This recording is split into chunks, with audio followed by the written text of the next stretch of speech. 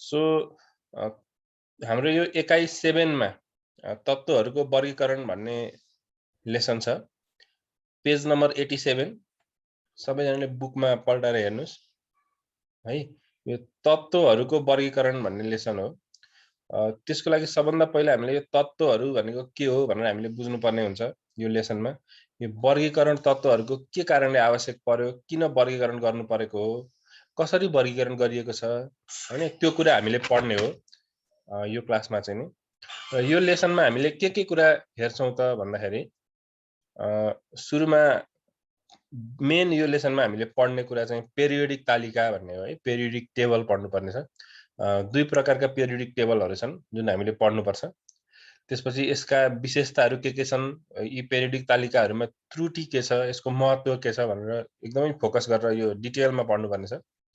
अनि त्यसपछि यो पेरियोडिक तालिकामा तत्त्वहरूको वर्गीकरण कसरी गरिएको छ त त्यो पनि हामीले हेर्छौं। त्यसपछि तत्त्वको जुन परमाणु हुन्छ, एटम हुन्छ, त्यसमा इलेक्ट्रोन विन्यास कसरी गरिन्छ सब सेलको आधारमा त्यो हामीले हेर्नुपर्छ। यो अलि नयाँ हो हाम्रो लागि। 9 क्लासमा चाहिँ सब सेलको आधारमा थिएन, 9 भन्दा अगाडि पनि थिएन। यो नयाँ कुरा एउटा पढ्नुपर्ने छ। त्यसपछि यो एसपीडी र एफ ब्लक तत्त्वहरू भन्ने यो पनि नयाँ कुरा छ पढ्नुपर्ने। तत्त्वहरूको सक्रियता कस्तो हुन्छ भन्ने पनि हेर्छौं। यी कुराहरू चाहिँ हामीले यो लेसनमा हेर्छौं है त। अब यति भनिसकेपछि म चाहिँ अब अगाडि बढौं। केही कुरा बीचमा बुझिएन भनेदेखि सोध्दा पनि हुन्छ। सबभन्दा पहिला कुरा चाहिँ अब यो जुन संसारमा कति धेरै हामीले वस्तुहरू देख्छौं हैन, मेटेरियलहरू देख्छौं। यी सबै मेटेरियलहरू चाहिँ जति पनि वस्तुहरू अस्तित्वमा छन्, ती सबै वस्तुहरू चाहिँ वास्तवमा भन्ने हो भने के मिलेर बनेको हुन्छ त भन्दाखेरि तत्त्वहरू मिलेर नै बनेको हुन्छ। तत्त्वहरूदेखि बाहेक नयाँ कुरा केही पनि छैन यो संसारमा। जति पनि तत्त्वहरू छन् एक्चुअली भन्ने हो भने 118 वटा तत्त्वहरू छन् अहिले पत्ता लागेको।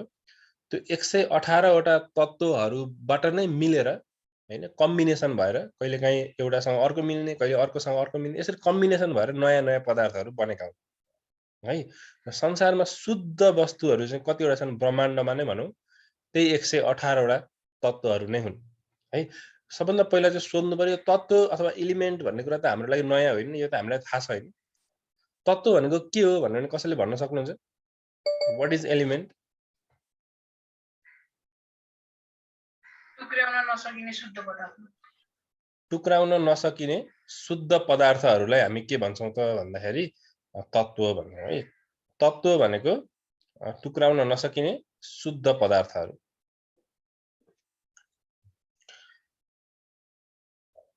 अब the elements are those objects, those things which are pure हैन, जुन चाहिँ शुद्ध छन्, टुक्राउन सकिदैन। टुक्राउन सकिदैन भनेको कस्तो हो भनेदेखि मानौ मसँग एउटा पानीको एउटा थोपा छ है। पानीको थोपा छ जुन चाहिँ तरल हुन्छ। त्यो थोपालाई मैले कुनै प्रविधिबाट, कुनै प्रक्रियाबाट टुक्राउँदै सानोभन्दा सानो थोपा बनाउँदै गए, सानोभन्दा सानो बनाउँदै गए भने एउटा यस्तो समय आउँछ कि त्यो पानीको थोपा टुक्रिएर अब हाइड्रोजन र अक्सिजन दुईटा ग्यासमा टुक्रिन्छ। यसको अर्थ के भयो भने एक्चुअली पानी त हाइड्रोजन र अक्सिजन मिलेर पो बनेको रहेछ। आफैमा पानी त पानी होइन रहेछ हैन। त्यसकारण हामीले के बुझ्न पर्यो भने पानी चाहिँ तत्त्व होइन। तर गोल्ड अथवा सुनको टुक्रालाई मैले टुक्राउँदै गएँ भने जति नै टुक्राए पनि गोल्डबाट अर्को पदार्थ बन्दैन, सुनबाट अर्को पदार्थ बन्दैन, सुनै रहिरहन्छ त्यो भने त्यो तत्त्व भयो। त्यो चाहिँ त्यो सुन चाहिँ के भयो? तत्त्व भयो। पानीलाई टुक्राउँदै जाँदा के देखियो भन्दाखेरि यो टुक्रिएर हाइड्रोजन र अक्सिजनमा परिणत भयो। त्यसको मतलब त्यो तत्त्व होइन।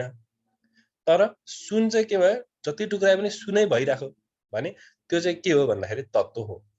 यसरी तत्त्व भनेको चाहिँ जसलाई टुक्राएर त्योभन्दा सिम्पल, त्योभन्दा साधारण अर्को कुनै पदार्थ बनाउन सकिँदैन भने त्यो तत्त्व हुन्छ।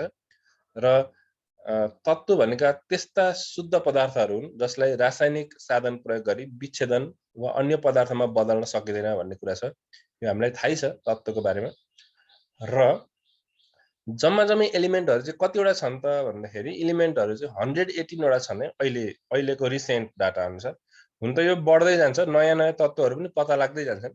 अहिले भएको अनुसार चाहिँ 118 वटा एलिमेन्टहरू, तत्त्वहरू अहिले पत्ता लागिसकेका छन्। ती मध्येमा केही प्राकृतिक हुन्छन्, नेचुरल हुन्छन्, प्रकृतिमा पाइने हुन्छन् भने केही चाहिँ प्रयोगशालामा मान्छेहरूले बनाएका पनि हुन्छन्, वैज्ञानिकहरूले बनाएका है। 94 वटा एलिमेन्ट्सहरू चाहिँ आउट अफ 118 94 वटा एलिमेन्ट्सहरू चाहिँ नेचुरल रहेछन्, प्राकृतिक रहेछन् र 24 वटा एलिमेन्टहरू चाहिँ के रहेछन् भन्दाखेरि कृत्रिम रहेछन्। अब सुन्नुस्, यी सबै जुन 118 वटा तत्त्वहरू छन्, यी सबै तत्त्वहरूको आफ्नो आफ्नै गुणहरू हुन्छन् है।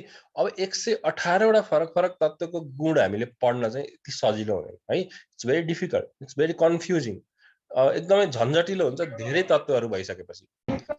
त्यही भएर सुन्नुस् है ध्यान दिएर, त्यही भएर हामीले तत्त्वहरूलाई के गर्नुपर्ने हुन्छ भन्दाखेरि अब वैज्ञानिकहरूले सोचे छुट्टा छुट्टै तत्त्वहरूलाई पढ्न त अथवा अध्ययन गर्न त एकदमै गाह्रो भयो। यिनीहरूलाई चाहिँ उस्तै उस्तै तत्त्वहरूलाई समूह बनाएर राखेर अनि अध्ययन गर्यो भने सजिलो हुन्छ होला भनेर यसरी चाहिँ तत्त्वहरूलाई वर्गीकरण गर्ने, तत्त्वहरूलाई चाहिँ उस्तै उस्तै गुण भएका तत्त्वहरूलाई एउटा समूहमा राख्ने अनि अध्ययन गर्ने अनि अलि सजिलो हुन्छ भनेर उनीहरूले सोचे। यो चाहिँ तिम्रो अब हामीले बायोलोजीमा हेर्ने हो भने प्लान्टहरूलाई अथवा एनिमलहरूलाई पनि त वर्गीकरण गरेको छ, हामीले क्लास 9 मा पढेको छौँ। जनावरहरूलाई उस्तै गुण भएका जनावरहरूलाई एउटा समूहमा राखिएको हुन्छ हैन।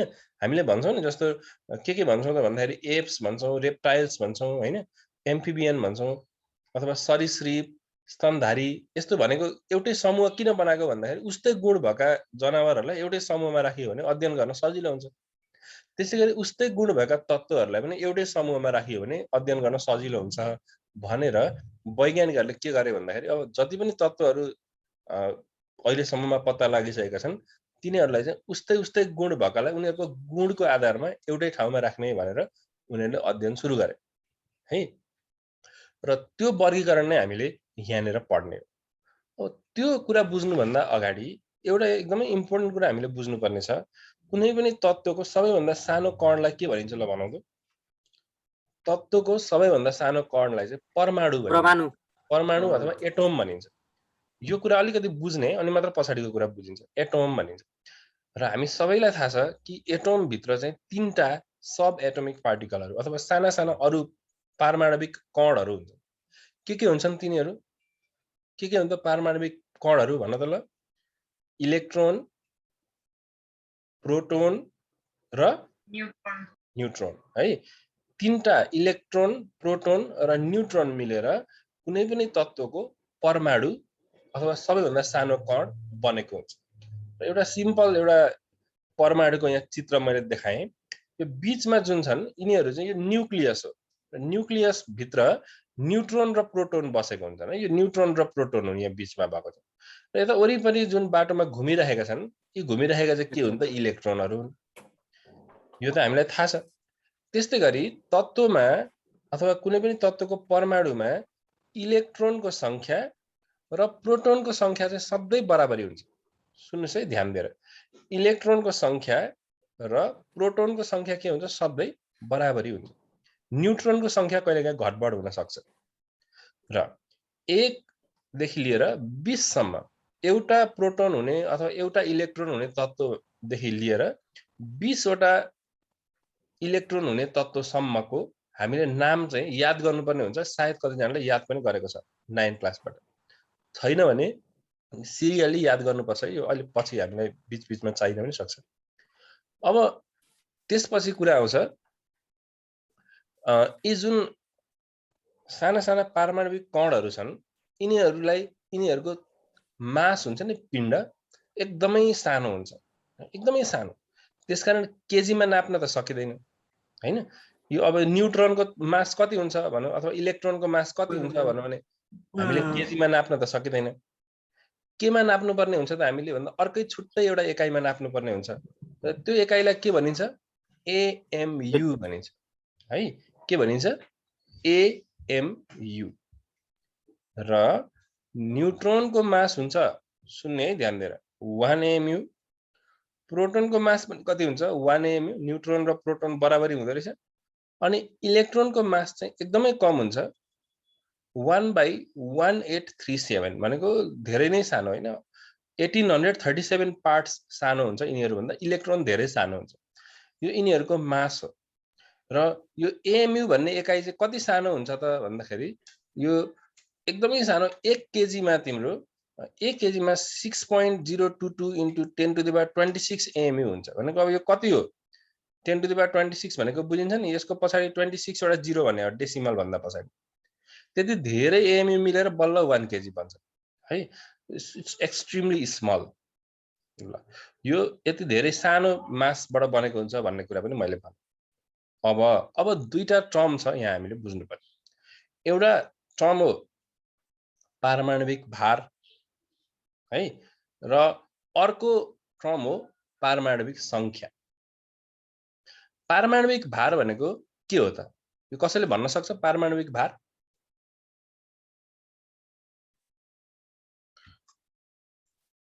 कसैले थाहा छ एनीवन एटोमिक वेट पारमाणविक भार भनेको के हो यो त थाहा हुन पर्ने हो नि पारमाणविक भार भनेको चाहिँ के हो भनेदेखि कुनै पनि तत्त्वको परमाणुमा रहेका प्रोटोन र न्यूट्रोनको संख्यालाई जोड्यो भने प्रोटोन र न्यूट्रोन मात्र है न्यूक्लियसमा जे हुन्छ नि इलेक्ट्रोनलाई चाहिँ नगन्ने प्रोटोन र न्यूट्रोनको संख्यालाई मात्रै तिमीले जोड्यो भने जति आउँछ त्यसलाई नै पारमाणविक भार भनिन्छ मानौ हाइड्रोजनमा हेर्ने हो भने प्रोटोन हुन्छ एउटा र न्यूट्रोन हुन्छ 0 वटा देयर इज नो न्यूट्रोन यदि यस्तो भयो भने यसको पारमाणविक भार कति भयो त जोड्दाखेरि 1 भयो है पारमाणविक भार भनेको के हो त न्यूट्रोन र प्रोटोनको योगफल हो है ठीक छ के रहेछ पारमाणविक भार भनेको न्यूट्रोन र प्रोटोनको संख्यालाई जोड्दा जति आउँछ त्यो नै पारमाणविक भार हो प्रोटोनको संख्या प्लस न्यूट्रोनको संख्या तर पारमाणविक संख्या भनेको के हो एटोमिक नम्बर भनेको के हो यो कसैले भन्न सक्नुहुन्छ एटोमिक नम्बर भनेको चाहिँ के हो भने अथवा पारमाणविक संख्या भनेको चाहिँ के हो भनेदेखि कुनै तत्त्वको परमाणुमा कतिवटा प्रोटोन छन् त अथवा कतिवटा इलेक्ट्रोन छन् किनभने यो दुईटा बराबरी हुन्छ प्रोटोनको संख्या भने पनि भयो इलेक्ट्रोनको संख्या भने पनि भयो त्यसलाई नै के भन्छौं हामीले भन्दाखेरि पारमाणविक संख्या भन्छौं पारमाणविक भार र पारमाणविक संख्या बुझौं है पारमाणविक भार अथवा एटोमिक वेट भनेको चाहिँ प्रोटोन र न्यूट्रोनको योगफल हो अनि पारमाणविक संख्या भनेको चाहिँ के हो भने इलेक्ट्रोनको अथवा प्रोटोनको संख्या कतिवटा इलेक्ट्रोन अथवा प्रोटोन छ हाइड्रोजनको कुरा गर्ने हो भने एउटा प्रोटोन हुन्छ एउटा इलेक्ट्रोन हुन्छ त्यसकारण पारमाणविक संख्या पनि 1 हैन त्यसैगरी फोस्फरसको कुरा गर्ने हो भने 15 वटा प्रोटोन हुन्छ 15 वटा इलेक्ट्रोन हुन्छ त्यही भएर पारमाणविक संख्या 15 यसरी आउँछ के सोडियमको कुरा गर्ने हो भने 11 वटा प्रोटोन 11 वटा इलेक्ट्रोन त्यही भएर पारमाणविक संख्या 11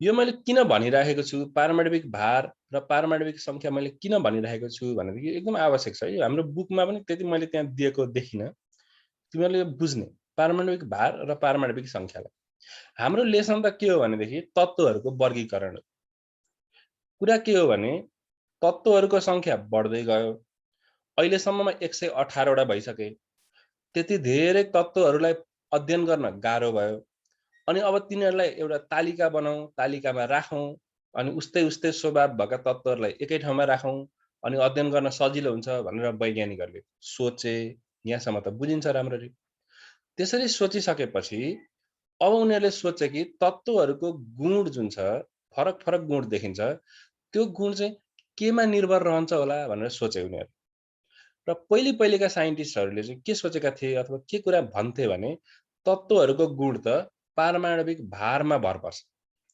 पारमाणविक भार परिवर्तन भयो भने एटोमिक वेट चेन्ज भयो भने तत्त्वको गुण पनि चेन्ज हुन्छ कुनै पनि तत्त्वको गुण जस्तो हाइड्रोजनको जे क्यारेक्टरिस्टिक्सहरू छन् जे यसको गुण छ स्वभाव छ त्यो चाहिँ पारमाणविक भारमा को कारणले भएको हो भनेर मान्थे पहिलाका साइन्टिस्टहरू तर वास्तवमा त त्यो कुरा गलत रहेछ वास्तवमा त तत्त्वहरूको गुण चाहिँ केमा निर्भर गर्दो रहेछ भन्छ भने तिनीहरूको पारमाणविक संख्यामा निर्भर गर्दो रहेछ है यो कुरा पछि मात्र पत्ता लाग्यो तर पहिले नै के गरेका थिए भन्दा तत्त्वहरूको वर्गीकरण गर्नलाई साइन्टिस्टहरूले धेरै प्रयास गरिसकेका थिए ओके अब हेर्नुस् तत्त्वहरूको वर्गीकरण एलिमेन्टहरूलाई क्लासिफाई गर्नलाई धेरै पहिलादेखि प्रयास भइरहेको हो धेरै पहिलादेखि पहिल्यै हैन आजभन्दा लगभग 200 वर्ष अगाडि 1829 मा है, अहिले हामी 2022 मा छौं, 2021 मा छौं के रे। 1829 भनेको लगभग 200 वर्ष अगाडि नै यो जोन डोबेरिनर भन्ने एउटा वैज्ञानिकले हैन तत्त्वहरुलाई उले वर्गीकरण गर्ने कोसिस गरेको थियो। उसको बेलामा तत्त्वहरुको संख्या थोरै थियो, यति धेरै पत्ता लागिसकेको थिएन। उले प्रयास गरे है। अनि त्यसपछि अर्को लगभग 50 वर्ष पछाडी हैन 1864 तिर आएर जोन न्यूल्यान्डले यो एकदमै यो इफेक्टिभ भनिन्छ। जोन न्यूल्यान्डले भन्ने साइन्टिस्टले पनि त्यतिखेर उसँग भएका तत्त्वहरुलाई उले वर्गीकरण गर्ने कोसिस गरेको थियो। हुन त त्यसमा धेरै कमी कमजोरीहरु थिए, तर पनि प्रयास भने गरेको थियो। अनि उसको पालो पछाडी फेरि अनि लोथर मेयर भन्ने अर्को एकजना वैज्ञानिकले, रसायन शास्त्रीले फेरि एकचोटी के गरेको थियो भने उले तत्त्वहरुलाई वर्गीकरण गर्ने कोसिस गरेको थियो। उनले चाहिँ तत्त्वहरुका गुणको आधारमा यसरी एउटा कर्व पनि बनाएको थियो हैन। लोथर मेयरको कर्व चाहिँ एकदमै पछि तिमीले ठुलो क्लासमा गयो भने पनि पढ्नु पर्ने हुन्छ। अब उले आफ्नो काम गरेको थियो, तत्त्वहरुलाई वर्गीकरण गरेको थियो 1864 तिर। तर उले जुन त्यतिखेर गरेको रिसर्च थियो, त्यसको जुन कन्क्लुजन थियो त्यो चाहिँ 1870 मा मात्र आएर पब्लिश भयो। 6-7 वर्ष पछाडी यो प्रकाशित हुनलाई समय लाग्यो। 1864 मा गरेको काम 1870 तिर आएर मात्र उले पब्लिश गरेको। र उले पनि के भनेको थियो भने तत्त्वहरुको गुण चाहिँ पारमाणविक भारमा निर्भर रहन्छ नै भनेको थियो। तर वास्तविक कुरा के हो? पारमाणविक भारमा निर्भर रहने होइन, पारमाणविक संख्यामा निर्भर रहने हो। र यसपछि लोथर मेयरले गरेको प्रयासपछि यसलाई फलो गर्दै गर्दै अनि अर्को वैज्ञानिक आउँछ। उसको नाम के थियो भन्दाखेरि डामित्री मेन्डेलिभ भन्ने है। र मेन्डेलिभ भन्ने मान्छेले चाहिँ के गर्यो भने जुन तत्त्वहरु त्यतिखेर थिए ती तत्त्वहरुलाई उले यसरी तालिका बनाएर राख्यो। र मेन्डेलिभको यसलाई के भन्छौं हामीले? मेन्डेलिभको पेरियोडिक तालिका भन्छौं है। पेरियोडिक तालिका भन्छ। तत्त्वहरुलाई वर्गीकरण गरेर राखेको तालिकालाई पेरियोडिक तालिका भनिन्छ। मेन्डेलिभले बनाएको हुनाले मेन्डेलिभको पेरियोडिक तालिका भयो। उनले जुन तत्त्वहरु यहाँ राखेको छ मिलाएर, यो तत्त्वहरुको राखेको एरेन्जमेन्ट त गलत छ है, यो त रङ हो। तर पनि उसले गरेको प्रयास चाहिँ नि एकदमै सराहनीय थियो हैन। उनले गरेको प्रयास पछि नै अरु राम्रोसँग यसलाई नै इम्प्रुभ गरेर यसलाई नै सुधार गरेर अनि नयाँ अर्को पेरियोडिक तालिका बनाइयो। त्यसकारण उसको जुन कन्ट्रिब्युसन छ, उसको जुन योगदान छ, त्यो योगदानलाई पनि हामीले बिर्सन सकिदैन। त्यही भएर उसको प्रयासलाई पनि हामीले पढ्छौं। हामीले पढ्ने फर्स्ट टपिक नै के हो भने यो मेन्डेलिभको पेरियोडिक तालिका हो यो क्लासमा। ठीक छ? मेन्डेलिभ भन्ने मान्छेले 1869 मा हैन 1869 सन् 1869 मा उसले पहिलोचोटि यो पेरियोडिक तालिका प्रकाशित गरेको थियो। उनले पेरियोडिक तालिका प्रकाशित गर्दा जुन तत्त्वहरुलाई उनले मिलाएर राखेको थियो त्यो चाहिँ के को आधारमा मिलाएर राखेको थियो त भन्दा पारमाणविक भारको आधार। उनले सोचेको थियो कि तत्त्वहरुको गुण चाहिँ पारमाणविक भारमा भर पर्छ। त्यही भएर उनले पारमाणविक भारको आधारमा मिलाएर राखे। पारमाणविक भारको आधारमा मिलाएर राख्यो भनेको के भने पारमाणविक भार 1 हुनेलाई सुरुमा राख्यो, 2 हुनेलाई त्यसपछि राख्यो, 3 हुनेलाई त्यसपछि राख्यो। यसरी बढ्दो क्रममा पारमाणविक भार हेर्दै अथवा क्याल्कुलेट गर्दै उनले टेबलमा मिलाउँदै गयो। तर पछि गएर यसको यो जुन मिलाउने प्रक्रिया थियो त्यो त गलत रहेछ, पारमाणविक भारको अनुसार मिलाउने होइन रहेछ भनेर त पत्ता लाग्यो। तर त्यतिखेर उनले यो काम गरेको थियो। ल अब यहाँ एउटा क्वेशन सोधौं है त। यो जुन मेन्डेलिभ भन्ने मान्छे छ, मेन्डेलिभ भन्ने मान्छेले पेरियोडिक तालिका बनाउँदाखेरि के को आधारमा तत्त्वहरुलाई मिलाएर राखेको थियो? ल भन्नुस् त। कसले भन्न सक्छ? पारमाणविक भार। पारमाणविक भार। पारमाणविक भारका आधार। पारमाणविक भार भनेको के हो पनि भन्नुस् त। प्रोटोन र न्यूट्रनको संख्या। प्रोटोन र न्यूट्रनको संख्याको योगफल है, total of the proton and neutron, त्यसलाई भन्छौं पारमाणविक भार। ल अनि त्यसपछि मात्रै यो डामित्री मेन्डेलिभले बनाएको पेरियोडिक तालिका पछि मात्रै यसलाई सुधार गरेर, अब यो त गलत भयो, यसलाई सुधार गरेर अनि अर्को मान्छे आउँछ जसको नाम थियो हेनरी मोस्ले है। र हेनरी मोस्लेले 1913 मा लगभग 100 वर्ष अगाडि बल्ल उले के गर्छ भन्दाखेरि नयाँ आधुनिक पेरियोडिक तालिका बनाउँछ, जुन चाहिँ सुधारेर मेन्डेलिभको तालिकालाई सुधारेर उले नयाँ तालिका बनायो त्यसलाई हामी आधुनिक पेरियोडिक तालिका अथवा मोडर्न पेरियोडिक टेबल भनेर भन्छौँ। त्यसमा चाहिँ तत्त्वहरूलाई अब पारमाणविक संख्याको आधारमा मिलाएर राखेको छ, जुन चाहिँ सही हो हैन। वास्तवमा तत्त्वहरूको गुण चाहिँ पारमाणविक संख्यामा निर्भर रहन्छ। त्यसकारण उसले बनाएको टेबल अहिलेसम्म पनि हामीले प्रयोग गर्छौँ। हुन त उसको टेबलमा पनि कमी कमजोरीहरू छन्, हामीले अहिले यसमा के त्रुटि छन् त त्यो पनि पढ्छौँ। यो पनि पछि सुधारिएर आउला, सुधारिएर आयो भने फेरि त्यतिखेर त्यो सुधारिएको पढ्नुपर्ने हुन्छ। अहिलेसम्म भएको अपडेटेड चाहिँ कुन हो त भन्दाखेरि यही हेनरी मोस्लेले बनाएको आधुनिक पेरियोडिक तालिका नै हो। ती दुईटा पेरियोडिक तालिका हामीले पढ्नुपर्ने छ। सुरुमा हामीले पढ्नुपर्ने चाहिँ के हो त भन्दाखेरि मेन्डेलिभको पेरियोडिक तालिका। त्यसमा पहिला त पेरियोडिक तालिका भनेको नै के हो हेर्नु पर्यो हैन। पेरियोडिक तालिका भनेको के हो त भन्दाखेरि गुणहरूको समानताको आधारमा सरी भनेको जुन तत्त्वहरू छन् ती तत्त्वहरूको गुणलाई हेर्ने, समान गुण भएका तत्त्वहरूलाई चाहिँ एक ठाउँमा मिलाएर राख्ने हैन। गुणहरूको समानताको आधारमा तत्त्वहरूलाई मिलाएर राखिएको तालिकालाई हामी पेरियोडिक तालिका भन्छौँ। र पेरियोडिक तालिका चाहिँ अहिले दुई प्रकारका छन्, एउटा मेन्डेलिभको पेरियोडिक तालिका र एउटा आधुनिक पेरियोडिक तालिका। मेन्डेलिभको पेरियोडिक तालिका इज नो मोर इफेक्टिभ, यो प्रयोग हुँदैन आजभोलि। यो त एउटा ऐतिहासिक दस्तावेज जस्तो हो, यो एउटा डकुमेन्टको रूपमा राखिएको मात्रै हो हैन। सुरुमा कस्तो प्रयास भएको रहेछ भनेर हेर्नलाई, हुन त यो गलत छ हैन, तर पनि हामीले यसलाई पढ्छौँ। त्यसपछि आधुनिक पेरियोडिक तालिका जुन अहिले प्रयोग हुन्छ, यसबाट धेरै फाइदा लिन सकिन्छ। यसलाई पढ्न जान्यो भने, आधुनिक पेरियोडिक तालिकालाई हामीले प्रयोग गर्न जान्यौँ भने एकदम धेरै फाइदा हुन्छ। त्यो कसरी अध्ययन गर्ने पनि हामी सिक्छौँ। यो भयो दुई प्रकारका पेरियोडिक तालिकाहरू।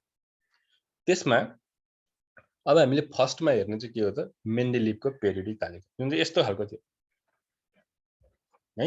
मेन्डेलिभको पेरियोडिक तालिका कस्तो खालको थियो त, यो खालको थियो। हेर तिमीहरूले, अब मेन्डेलिभको पालामा चाहिँ के रहेछ भन्दाखेरि नि, मेन्डेलिभले त कहिले बनाएको थियो पेरियोडिक तालिका भन्दा धेरै पहिला 1869 मा हैन। इट्स टु अर्ली, 150 वर्ष अगाडिको कुरा हो। त्यतिखेर चाहिँ उसको पालामा जम्मा 63 वटा एलिमेन्ट मात्रै डिस्कभर भएको रहेछ, पत्ता लागेको रहेछ। 63 वटा तत्त्वहरू मात्र। अहिले कतिवटा तत्त्वहरू छन्? 118 वटा हैन।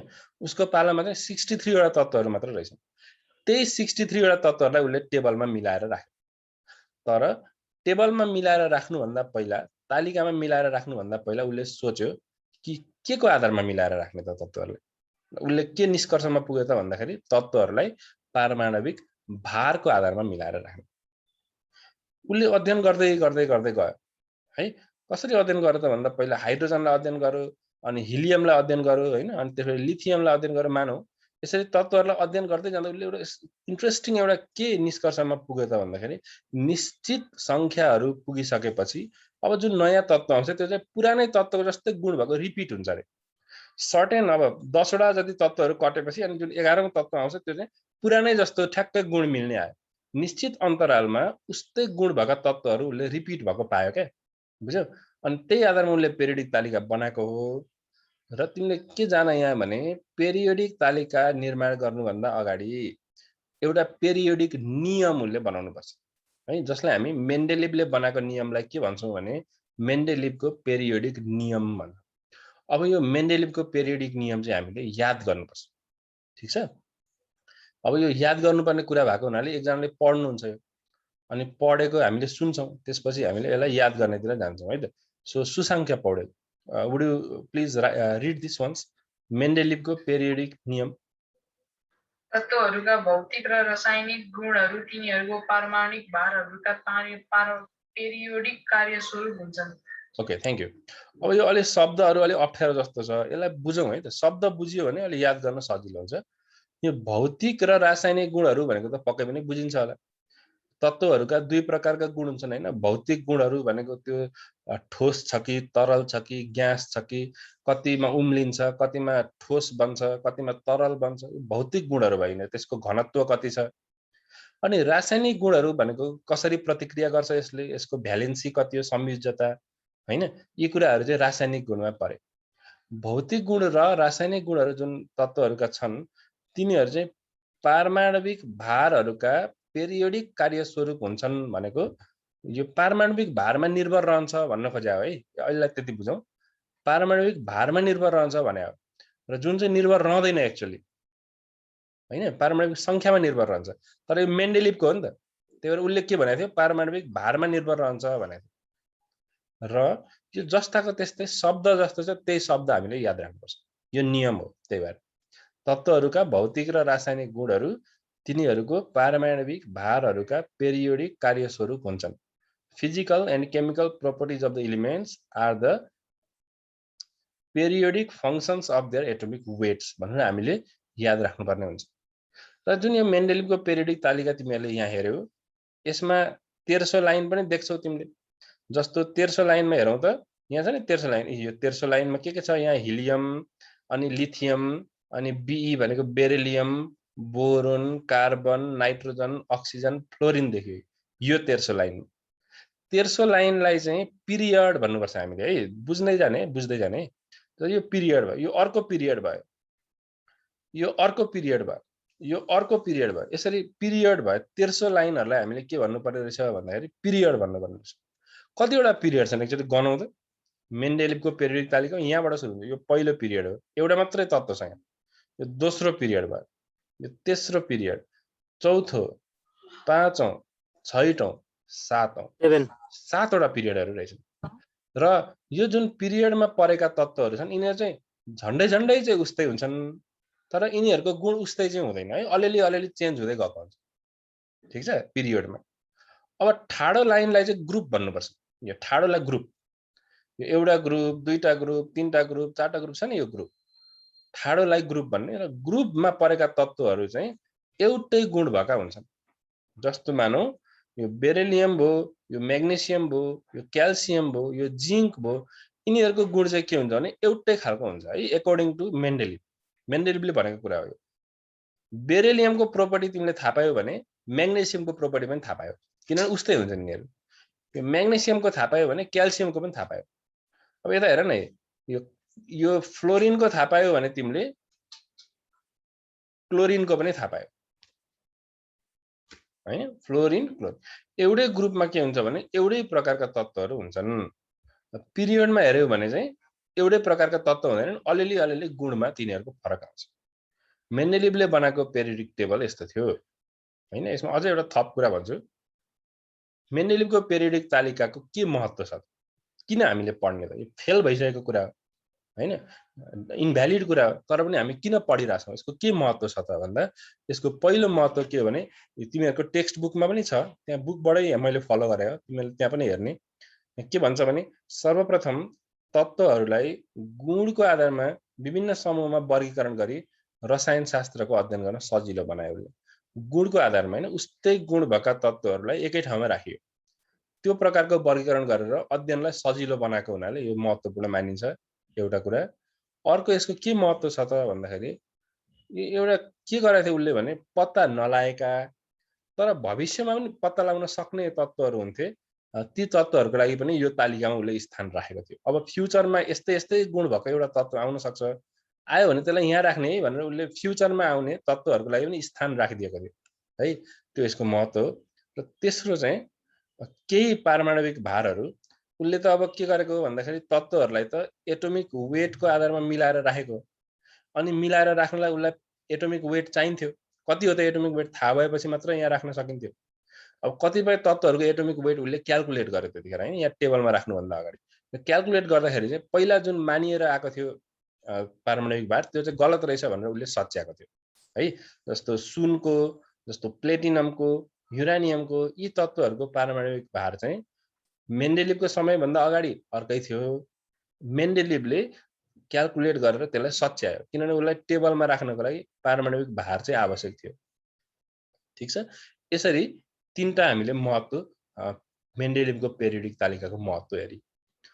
अब यसमा के त्रुटिहरु थिए त भन्दा मेन्डेलिभको तालिकामा प्रशस्तै त्रुटिहरु थिए सबैभन्दा पहिलो त्रुटि त के थियो भन्दाखेरि उले अब एटोमिक वेटको आधारमा पारमाणविक भारको आधारमा तालिकामा मिलाएर राखेको थियो त्यो जुन चाहिँ गलत छ हैन पारमाणविक संख्याको आधारमा हुन पर्थ्यो अब हेर यो हाइड्रोजन छ नि यो हाइड्रोजन हेर एकदम ध्यान दिएर यहाँ हाइड्रोजन छ यो हाइड्रोजनलाई यो समूहमा राखिएको छ यो समूहमा भएको लिथियम सोडियम पोटासियम यिनीहरु छन् उस्तै हुन् भनेको थियो एउटा ग्रुपमा हुने तत्त्वहरू त एउटै हुन्छन् भनेको थियो मेन्डेलिभले, तर यहाँ एउटै हुँदैन यहाँ है। हाइड्रोजन चाहिँ नि अब अधातु हो, यी बाँकी सबै धातुहरू हुन्, अनि मिलेन नि त कुरा हैन। हाइड्रोजन चाहिँ यो ग्यास हो, अरू बाँकी सबै ठोस हुन्, यिनीहरू मिलेन नि त कुरा, एउटै गुण त भएन हैन। यो त त्रुटि भयो, हाइड्रोजनलाई समूह 1 मा राख्नु त त्रुटि भयो, त्यो एउटा त्रुटि थियो। अर्को त्रुटि के थियो त उसको भन्दाखेरि मेन्डेलिभको केही धातुहरू जुन चाहिँ कम सक्रिय छन् तिनीहरूलाई पनि बढी सक्रिय सँगै, जस्तो हेर है यहाँ कस्तो छ भने लिथियम, सोडियम, पोटासियम यिनीहरू एकदमै बढी सक्रिय हुन्, धेरै सक्रिय धातुहरू हुन्, यिनीहरूको गुण अलिक बेग्लै छ। यहाँ तल तल हुने धातुहरू अलिक कम सक्रिय हुन्छ। एयु भन्ने चाहिँ यो गोल्ड हो, सुन हो, यो एकदमै कम सक्रिय हुन्छ, सुनले प्रतिक्रिया नै गर्दैन हैन, केहीसँग रियाक्टै गर्दैन सुनले। तर यी लिथियम, सोडियम भनेको त एकदमै सक्रिय छन्, भनेपछि त यिनीहरूको गुण त फरक पर्यो, यो धेरै सक्रिय, यो कम सक्रिय, एउटै समूहमा किन राख्यो त? त्यसो भए फरक फरक गुण भए त छुट्टा छुट्टै राख्नु पर्थ्यो नि, एकै ठाउँमा राखेको रहेछ। दोस्रो त्रुटि यो भयो हैन। तेस्रो त्रुटि पनि छ। तेस्रो त्रुटि चाहिँ के भएछ त भन्दाखेरि उसले भनेको थियो कि पारमाणविक भारको आधारमा, एटोमिक वेटको आधारमा मिलाएको, कम एटोमिक वेटलाई अगाडि र बढी एटोमिक वेटलाई पछाडि राखेको भनेर भनेको थियो। तर यहाँनिर आएर हेर त, यहाँ 58.9 छ, यहाँ 58.7 छ। कुन पहिला हुन पर्थ्यो? निकेल पहिला हुन पर्थ्यो हैन। 58.7 पहिला आउँछ अनि बल्ल 58.9 आउँछ, उल्टो राखेको छ यहाँ, गलत भयो हैन। कोबाल्ट र निकेलमा हेर्ने हो भने निकेल चाहिँ अगाडि हुन पर्थ्यो, कोबाल्ट चाहिँ पछाडि हुन पर्थ्यो, त्रुटि भयो। यस प्रकारका त्रुटिहरू चाहिँ मेन्डेलिभको पेरियोडिक तालिकामा देखिन्छ है। र यो त्रुटिहरूलाई सुधारेर नै अब मेन्डेलिभले बनाएको तालिकालाई सुधारेर अनि आधुनिक पेरियोडिक तालिका बनेको हो है। अब यो आधुनिक पेरियोडिक तालिका चाहिँ यस्तो खालको लुक्समा छ हैन। हामीले यो स्कुलतिर पनि अथवा अरू ठाउँमा पनि चार्ट पेपरमा पनि देखाए होला हैन। यो मेन्डेलिभको पेरियोडिक तालिका जुन थियो यसलाई सुधारेर बनाइएको, किनभने यसमा त्रुटिहरू थिए, तर त्रुटिहरू हुँदाहुँदै पनि यसको महत्त्व छ हैन, किनभने यो पहिलो प्रयास हो, किनभने यसलाई नै सुधारेर नयाँ तालिका बनेको हो हैन। किनभने यसले नै अरू वैज्ञानिकहरूलाई इन्स्पायर गरेको मेन्डेलिभले कि यसरी वर्गीकरण गर्न सकिन्छ भनेर, अनि अरूले पनि सिके र उसलाई सुधारे। त्यसकारण मेन्डेलिभको योगदान पनि महत्त्वपूर्ण छ। ठिक छ ल, आज हामीले मेन्डेलिभको पेरियोडिक तालिका पढ्यौं, तत्त्वहरूलाई किन वर्गीकरण गर्ने हो भनेर पढ्यौं, मेन्डेलिभको पेरियोडिक नियम के हो पढ्यौं हैन, मेन्डेलिभको विषयमा पढ्यौं। अब आउने क्लासमा चाहिँ हामीले के गर्छौं भन्दाखेरि आधुनिक पेरियोडिक तालिका, जुन चाहिँ एकदम बढी इम्पोर्टेन्ट छ, किनभने अहिले लागू भएको त आधुनिक हो नि त। यो मेन्डेलिभको तालिका त गइसक्यो, पुरानो भइसक्यो, काम नलाग्ने भइसक्यो हैन। अहिले काम लाग्ने त आधुनिक तालिका हो। त्यो आधुनिक पेरियोडिक तालिका कस्तो छ, त्यसलाई कसरी अध्ययन गर्ने, त्यसमा तत्त्वहरूलाई कसरी मिलाएर राखेको छ, त्यो कुराहरू हामीले अर्को दिनको क्लासमा हेर्छौं है त। ल आजलाई सर, थ्यांक यू।